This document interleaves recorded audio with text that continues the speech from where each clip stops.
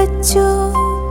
ഇത്തിരി തേനിൽ പൊന്നുരച്ചു. ഇത്തളിർ ചുണ്ടിൽ ഞാൻ തൊട്ടുവച്ചു. കൊഞ്ചും മൊഴിയിൽ തേനുതിരും എൻ്റെ പൊന്നും കൂടമായി വളര്. പൊന്നിൻ കൂടമായി വളര്.